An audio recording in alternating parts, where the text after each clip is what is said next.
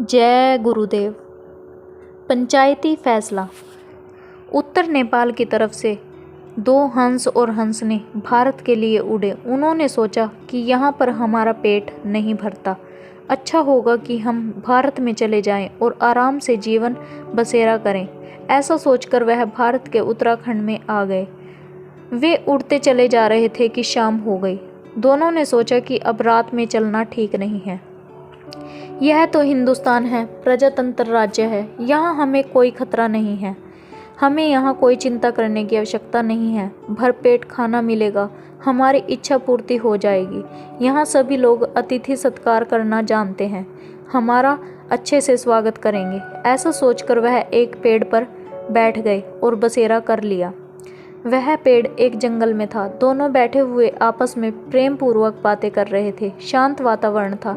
इसी बीच हंसनी इधर उधर देखने लगी और हंस से बोली कि मैं यहाँ पर एक अजीब चीज़ देख रही हूँ कि यहाँ जंगल में तमाम जितने भी पेड़ हैं, किसी पर भी पत्ते नहीं हैं, सभी तरफ उजाड़ देख रही हूँ। मेरी समझ में नहीं आ रहा कि ऐसा क्यों है। क्या यहाँ पर ऐसा ही होता है? तो हंस ने कहा, नहीं, ऐसा तो नहीं है। इसका कारण यह है कि वह देखो, सामने उस डाली पर उल्लू बैठा है। उस शैतान उल्लू ने ही इस जंगल को बर्बाद किया है। उसकी ही करतूत है यह, आबाद जंगल को बर्बाद कर दिया। 2-3 बार हंस ने उल्लू की तरफ संकेत करते हुए हंसनी को बताया। हंस की बात सुनकर उल्लू को क्रोध आ गया, परंतु वह कुछ नहीं बोला। सोचा कि मैं क्या करूं, मुझे इसने इतना बदनाम कर दिया। अच्छा, सवेरे मैं इसको बताऊंगा। रात भर उल्लू सोया नहीं और गुस्से में सोचता रहा, बेचैन रहा। धीरे धीरे सुबह हो गई।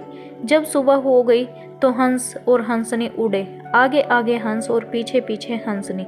जो ही वह उड़ने लगे तो उल्लू चिल्लाया, अरे यह किसको लिए जा रहे हो? हंस रुक गया और कहा, किसी को नहीं ले जा रहा हूँ भाई। उल्लू ने कहा, मारूंगा, टांग टूट जाएगी। नालायक, चोर, डाकू, शैतान, मेरी पत्नी को भगा के ले जा रहे हो। हमारी हंसनी को तुम क्यों ले जा रहे हो? तमाम गालियां फटकार उल्लू ने हंस को दी। हंस उलझन में पड़ गया। हंसनी को भी बात समझ नहीं आ रही थी। हंस ने कहा कि भाई, हंसनी हमारी बीवी है। बातों ही बातों में बहस हो गई, खूब झगड़ा हुआ। हंस ने कहा, अच्छा, अगर तुम नहीं मानते तो ठीक है। यहाँ तो प्रजातंत्र, पंचायती राज है। चलो मुकदमा कर लेते हैं।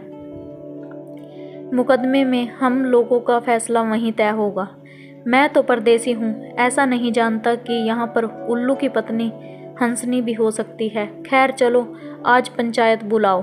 उल्लू उड़ा और जंगल में जितने भी पक्षी थे सभी को बुला लाया। वे पंचायत में इकट्ठा हो गए। जो मेठ बना हुआ था वह भी उल्लू था। मेठ बोला कि भाई, आप लोगों ने हमें बुलाया है तो हम जो भी फैसला लेंगे वो आपको मानना पड़ेगा। उल्लू और हंस दोनों ने कहा, हाँ, हम आपका फैसला जरूर मानेंगे। अब पंचायती लोग आपस में विचार विमर्श करने लगे। थोड़ी देर उठकर पंचायत के सरदार उल्लू और कुछ मुख्य पक्षी कुछ दूर चले गए और सलाह करने लगे। सरदार उल्लू ने कहा कि भाई देखो, न्याय इसमें क्या करना? अरे यह तो सामने ही है कि हंस की पत्नी हंसनी ही है, परंतु देखो, हंस तो परदेसी ठहरा, अभी चला जाएगा। हम लोगों को कोई फ़ायदा नहीं है उससे। उल्लू हमारे जंगल का पक्षी है, कुछ भी नहीं तो हम लोगों के वक्त ज़रूरत पर काम आता है। इसलिए अच्छा होगा कि हम लोग यह फैसला दे कि हंसनी ही उल्लू की पत्नी है।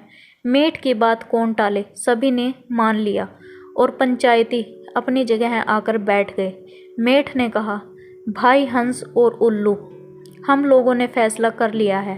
फैसला यह दिया जा रहा है कि यह हंसनी उल्लू की बीवी है और हंस को नियम अनुसार दंड दिया जाएगा, क्योंकि उसने उल्लू पर झूठा आरोप लगाया है। परंतु क्योंकि यह परदेसी ठहरे इसलिए इसको माफ़ किया जाता है। अब हंसनी उल्लू की हो गई। फैसला देकर सभी पक्षी चले गए। हंसनी बेचारे रोने लगी। अब हंस देख रहा था। हंस समझाए भी तो कैसे। उल्लू ने कहा कि यह हमारी औरत है, तुमको हम इससे बात नहीं करने देंगे। सीधे भाग जाओ। बेचारा हंस रोते हुए इशारे इशारे में हंसनी से विदा ले ली और उड़ता जा रहा था। पीछे मुड़ मुड़ कर देख रहा था।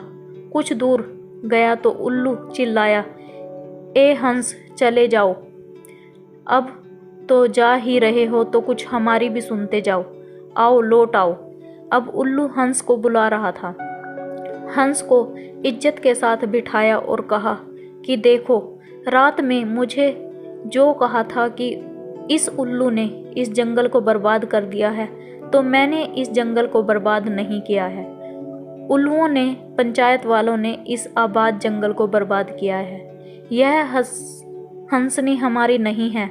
यह ले जाओ, यह तुम्हारी है। मैं क्या करूँगा? तुम्हें यह बात बताने के लिए मैंने यह काम किया।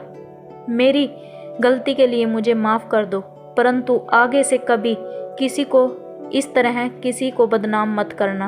हंस और हंसनी उल्लू की इस बात को सुनकर खुश हुए। उल्लू का बहुत उपकार माना और अपने देश वापस चले गए। एक बार के ही सफ़र में वे हार गए। बहुमत राज्य का न्याय अनुचित होता है, क्योंकि प्रत्येक सदस्य अपना अपना स्वार्थ रखता है। सभी अपनी अपनी भलाई चाहते हैं और हंगामा मचा रहता है।